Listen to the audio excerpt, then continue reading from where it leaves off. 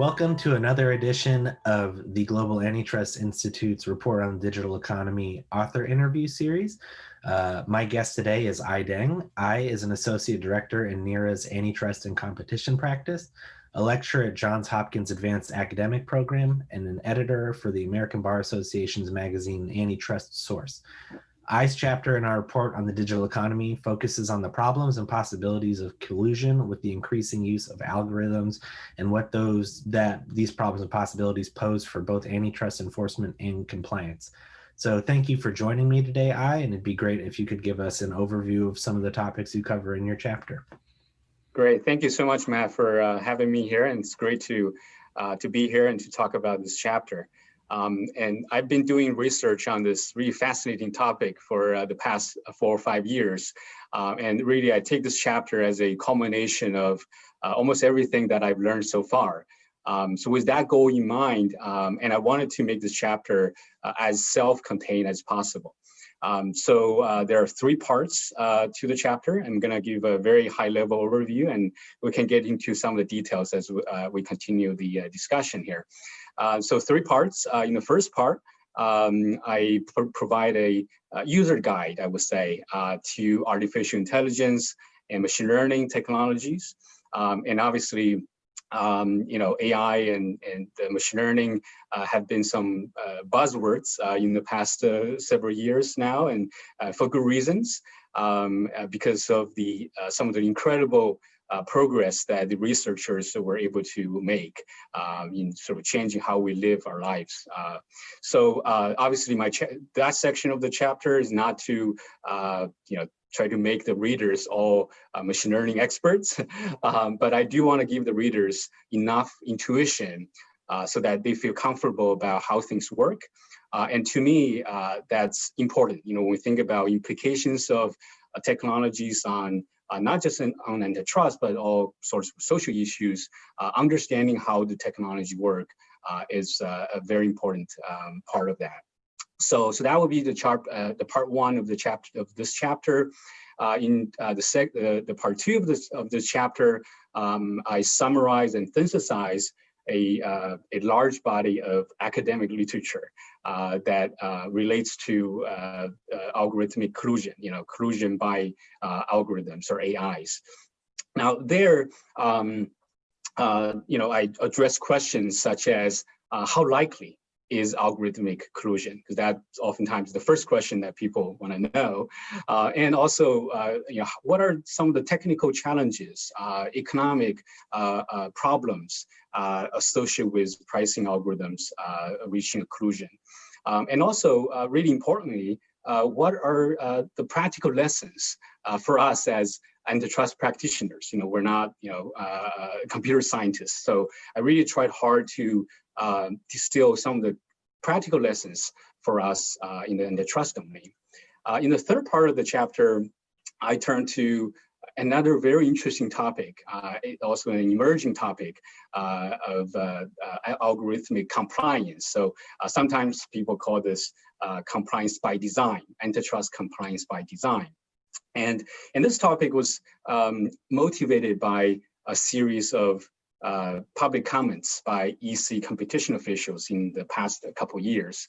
Now, the question there is really, to the extent that an artificial intelligence can be designed to collude, to price fix, can they be made automatically antitrust compliant as well? So that seems to be a very intuitive concept. Now, in that part of this chapter, I pointed out, unfortunately, in practice, it's not as easy. When you think about how to implement compliance by design or algorithmic compliance in practice, that turns out to be a pretty tricky task. So in that section, I provided some ideas, some potential approaches so that we can leverage the technology, leverage the economic learnings to get us there, get us closer to the algorithmic compliance.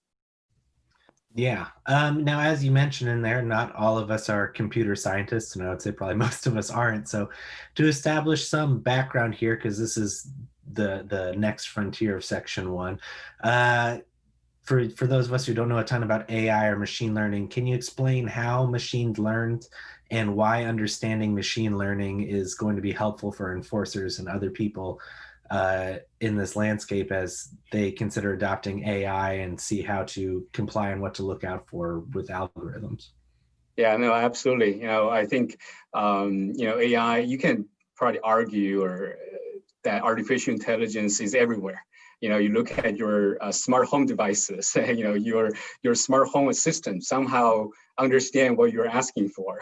And so, all of us, many of us have smartphones, and with AI and machine learning capabilities, so you can even say that a lot of us have AIs right in our pockets. Now, that being said, AI and machine learning is a specialized scientific field, and in fact, it's becoming more cross-disciplinary, I would say. And so there are a lot of technical concepts, black boxes, as some would put it. Now, luckily for us, I think the intuition behind machine learning and AI are actually not hard to get. So I discussed this in the first part of the chapter, but let me give some examples.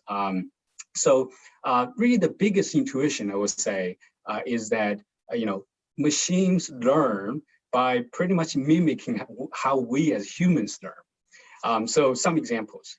Suppose I want to teach a child to recognize an apple, okay? And now one way to do that is I'm just going to show them lots and lots of apples, examples of apples, right? Obviously, all apples are not the same, but somehow we as humans, as we see more apples and examples of apples, we will be able to recognize an apple in the future. So that learning from examples turns out to be the intuition and the basis of what's known as supervised machine learning, which is one of the most popular machine learning approaches in this field. Now, when you hear supervised learning, that all of a sudden make this concept sounds very esoteric, but in fact, the intuition is pretty straightforward. Now, if we have something that's called supervised learning, we better have something called unsupervised learning. And yes, indeed, for unsupervised learning, we're not learning from examples anymore.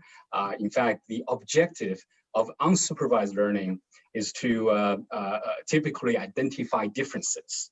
So again, a very simple example, say I give a child some squares and some triangles, and I ask them to separate them into two different groups. And that task is really typically what unsupervised learning is about, identifying the differences, telling them apart.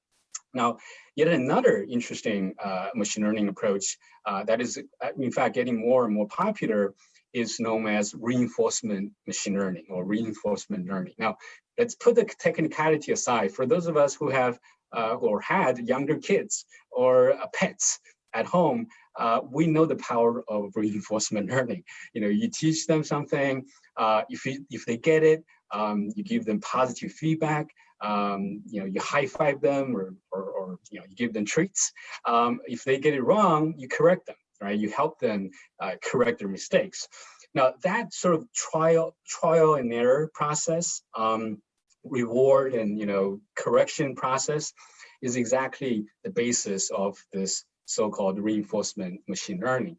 Now, for those of us who are interested in algorithms, algorithmic collusion, implications on antitrust, reinforcement learning is a very important concept because there has been some evidence, which we'll get into later. There has been some evidence that reinforcement learning algorithms could lead to collusion, collusive pricing algorithm. So now back to the question, why do I think that understanding some of the basics, understanding some of the technologies will be helpful? I think, really there are at least two reasons.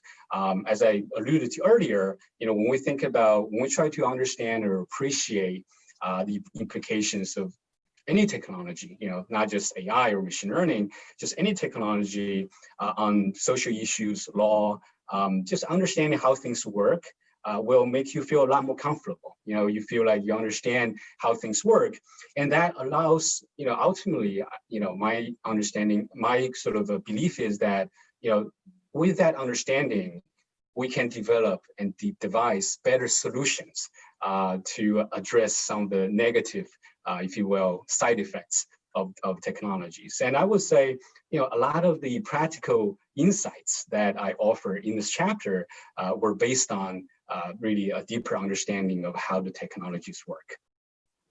Yeah.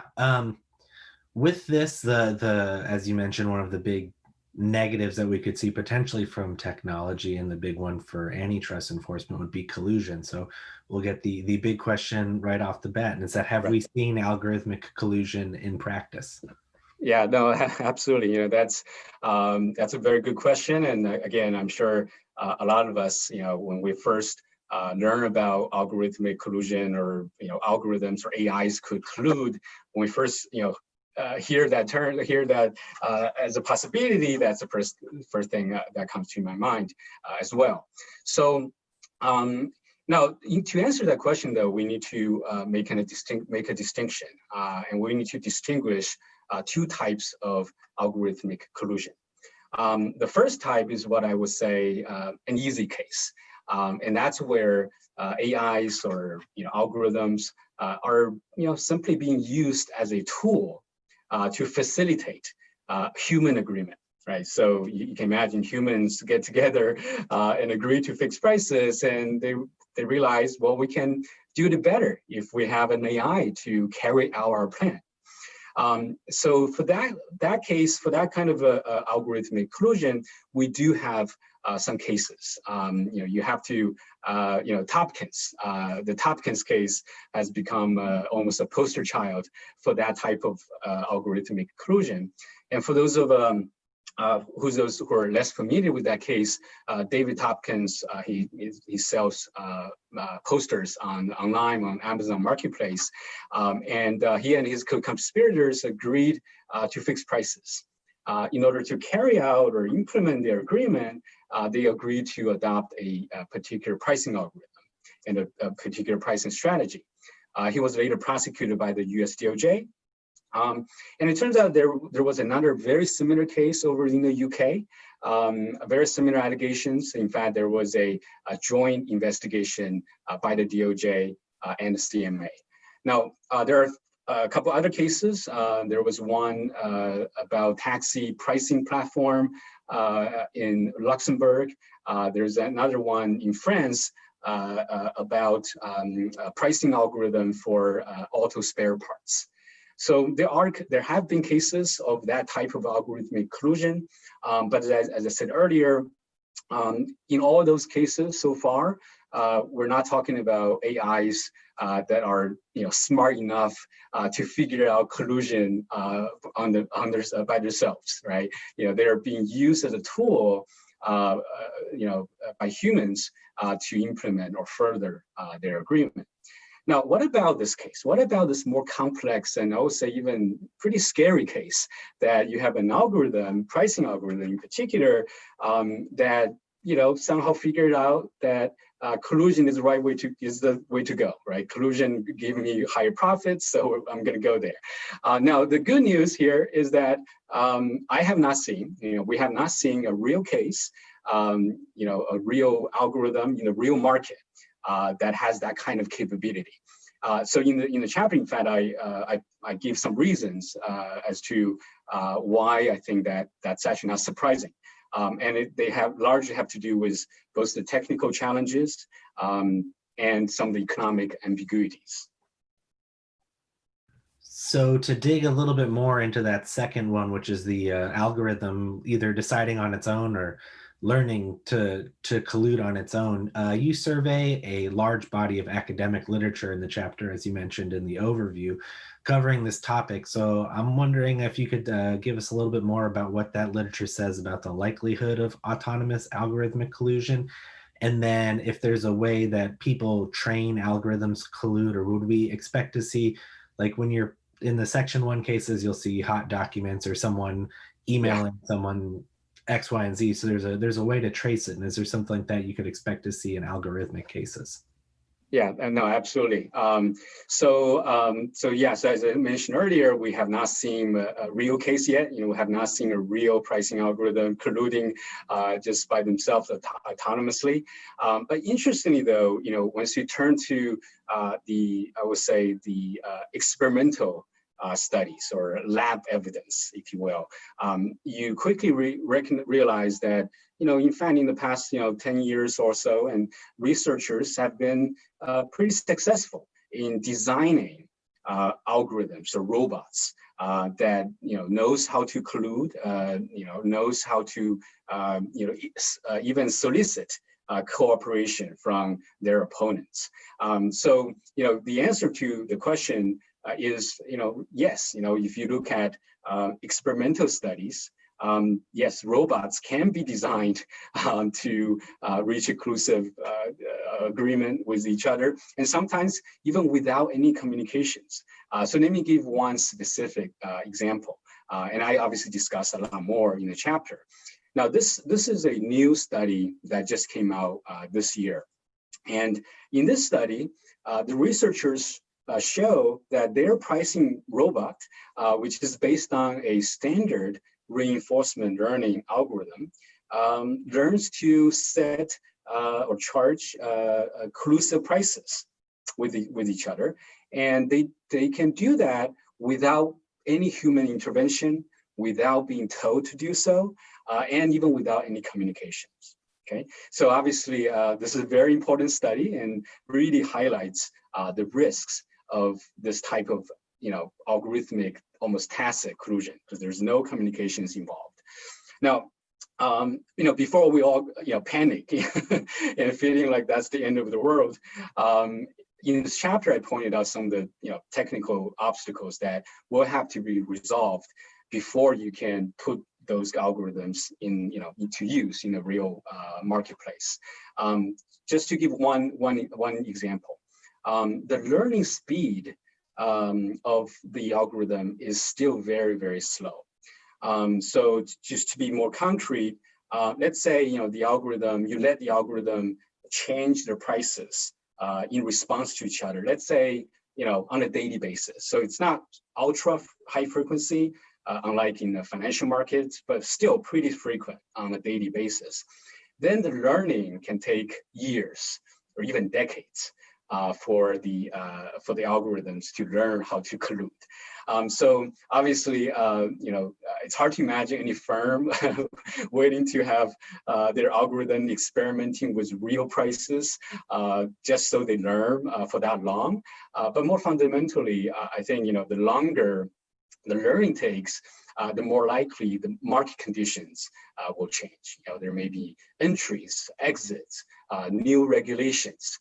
All of those changes could bring non-stationarity into this learning environment, and they all can make learning a lot more difficult. Yeah, and in addition to the amount of time, like you mentioned there, that it takes some of these algorithms to learn how to collude, and whether a decade is a realistic thing in a tech market.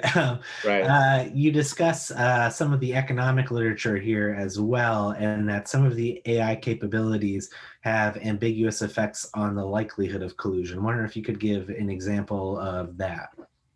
Right. And I think that is a very important point as we engage in this debate, discussion about the likelihood of algorithmic collusion, the type of damages or harm the collusion will put on our society. I think we need to understand economics better. So let me give one example, and it has to do with market transparency. So market transparency has been argued to be a factor that could facilitate collusion. And the simple intuition is that if all the firms, especially cartel firms, have a very good view of the demand in the market, they know demand is high or low, they have a very clear picture, then that allows them to better monitor each other's behavior, right? So, one of the incentive problems that cartel firms face is cheating, right? Because, you always have the incentive to undercut your competition to gain more market share, make more profits. But if you have a good overview of the market and what's going on, the intuition is that you can better, implement and really strengthen this collusive relationship. So that has been a conventional wisdom in the literature, and you can imagine that AIs could, improve market efficiency. One of the most obvious example in my mind would be predicting future demand. Right. So now, you can imagine having very advanced AI technologies that is able to make very accurate predictions for future demand. Now, that will increase market transparency, but it turns out that some recent studies have shown that type of market transparency can actually make collusion harder. And so why is that? So let me give one example. So suppose I run a firm, I have this amazing AI technology that can predict future demand with a lot of accuracy. And let's say one day, my artificial intelligence tells me that the demand in the next week or next month is going to be very, very high. Okay, it's going to be very strong demand for the products.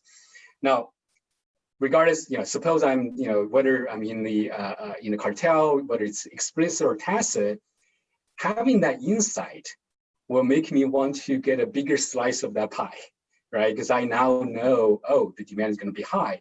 And I can secure a bigger slice of that pie if I can just undercut my competition, right? Because I know if I do that, yes, there is some risk that I will be caught, but the game is too big, right, to give up. Yes, I'm going to undercut a little bit, but given the high demand, I'm going to gain a lot more. And so that incentive, that enhanced incentive to undercut my competition, obviously can disrupt occlusive arrangements. And so that is the intuition behind this ambiguity that we're talking about. In the chapter, I also talked about another AI capabilities, and similarly, that has also an ambiguous effects, and it is how quickly AIs can respond. They often say, oh, AI can process information just so quickly, and they can react so quickly, and that tends to facilitate collusion.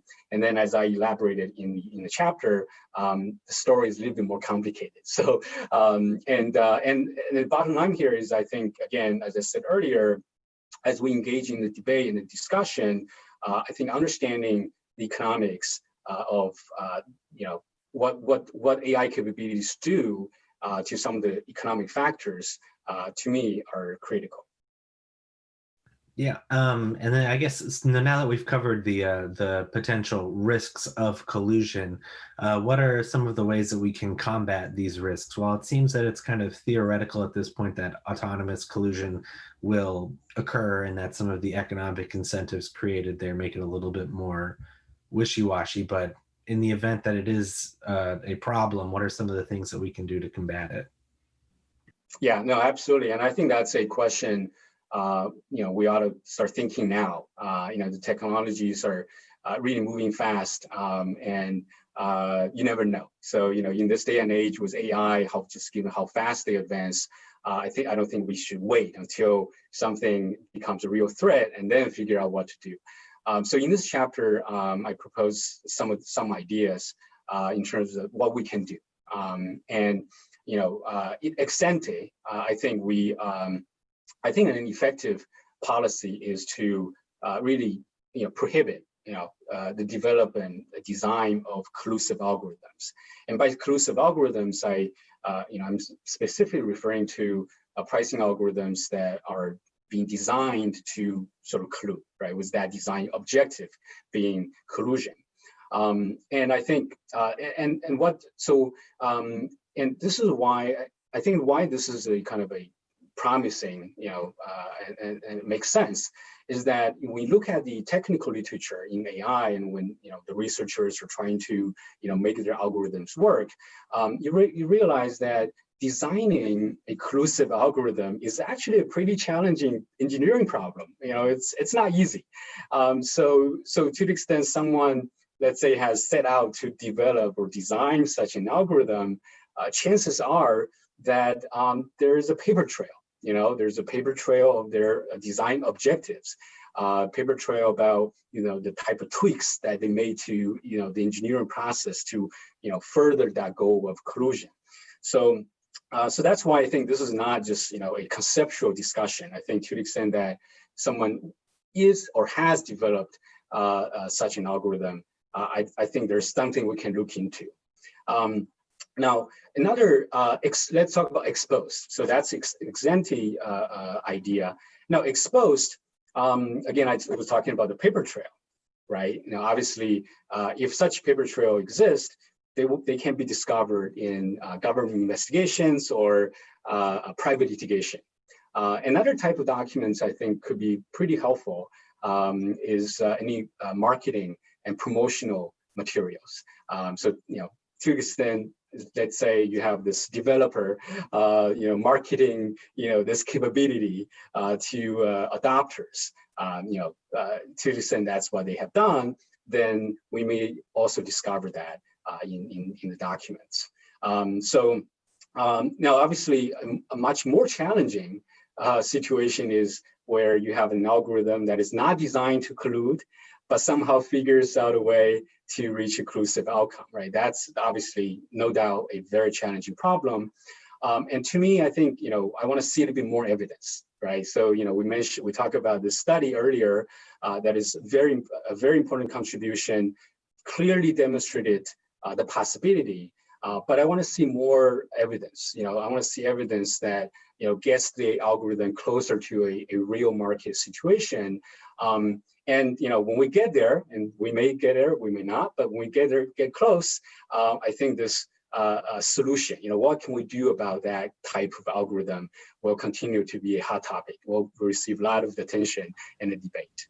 Yeah, absolutely. And I think the last part of your chapter kind of complements this discussion nicely, which is that while we have the risks of collusion between algorithms, we also have this potential for compliance. And you ask if algorithms can be taught to collude, can they also be taught to increase compliance and to have antitrust compliance by design? And you propose several approaches for algorithmic compliance by design. I'm wondering if you could give us a high-level overview of what some of those are. Yeah, no, absolutely. So the first idea is to leverage the power of AI to enhance compliance. So, to put it differently, let's use good machines, good robots to be the bad ones, to be the evil ones. And I think that ought to be something that we focus on, because given the advances in the technology, we should really think about leveraging the same technology but for a better for a good purpose. Specifically, I discussed in the chapter the technologies in what's known as natural language processing (NLP) and natural language understanding (NLU). Both of which are subfields in the machine learning and AI literature. Now, what's exciting about those NLP and NLU is that you can imagine using those technologies to monitor communications among competitors, right? And what's cool about that is it can potentially automatically flag problematic communications. And whether it's voice communication or written communication, the technologies are able to scan and process all of them.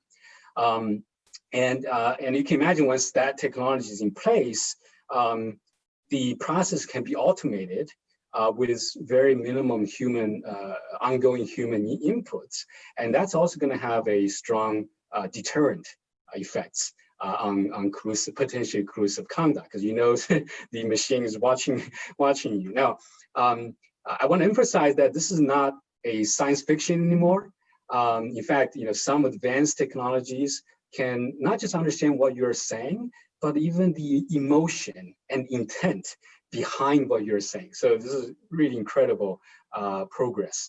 And this type of technology is already being used in this fast-growing tech industry known as regulatory technology industry, or RegTech. So yes, there's a lot of promise for antitrust folks like us to look at, for inspirations, for ideas to enhance compliance. Now, I will add another area of potential antitrust compliance by design that really got me very, very excited is this area of explainable AI, or XAI. So as the name suggests, explainable AI is the subfield of artificial intelligence that really aims to open up the black boxes of complex algorithms and really try to make the decision process, the algorithmic decision process, understandable to humans like us.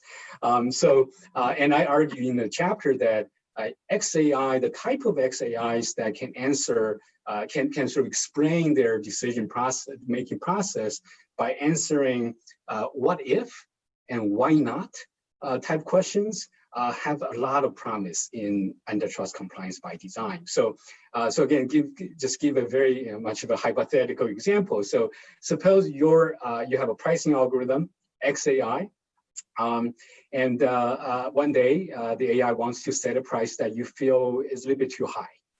Now imagine now you can ask your AI to explain the reasoning behind that by asking, what if we lower the price, right? Why not a lower price, okay?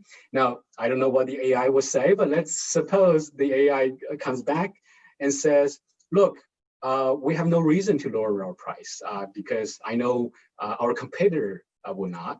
And in fact, if I do, I know the competitor is going to start a price war right away. And so I understand that this higher price benefits both of us. And that's why I make this recommendation. Now, putting aside whether that crosses the line, just having that kind of explanation, that understanding behind the reasoning, behind the decision-making is tremendous, is very, very helpful. Now, I will preface this by saying that this type of technology that I just described is still being developed. So I just will be very, very clear.